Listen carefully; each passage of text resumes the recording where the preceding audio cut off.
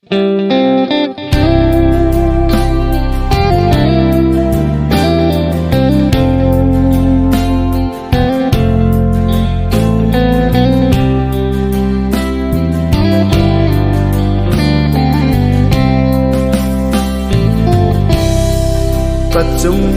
thil hung rung gì họ bi hạ xa cái sal bóng thêm đàn cái thêm thấy bồi hình lá cái ba cái dinh áp hao hin tim mít Puma Amen Kabong ay ta Kabong pumin Giêsu nung dùi ta nghe Aman kagen thế na ai hết số này Bèl linh tôn tinh Sangga kay di Kalen Giêsu nang bo ka ngay na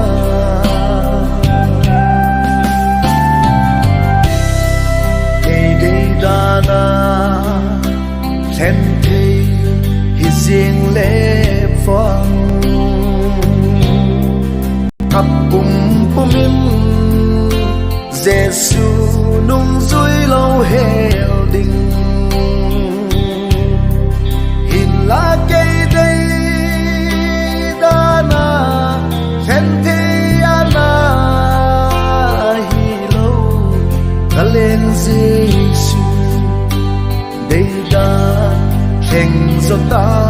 nghe cảm ơn của mình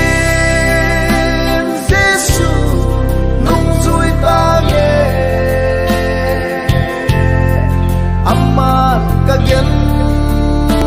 thế na ai hết số này bèl linh tôn tinh lấy lâu sang ca cây đi Kalen Giêsu nang bo ka ngay na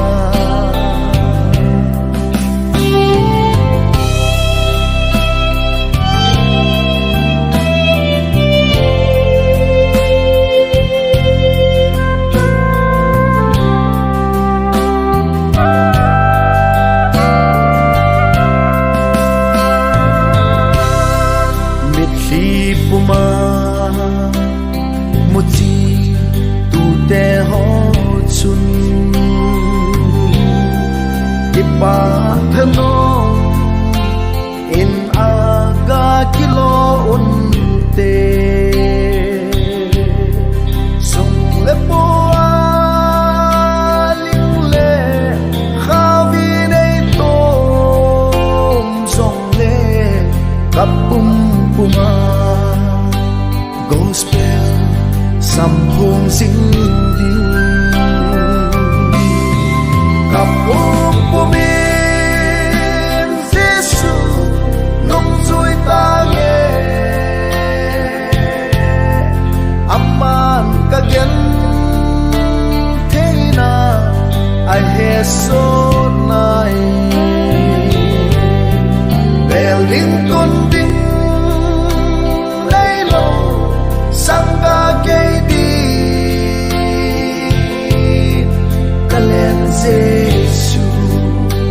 nang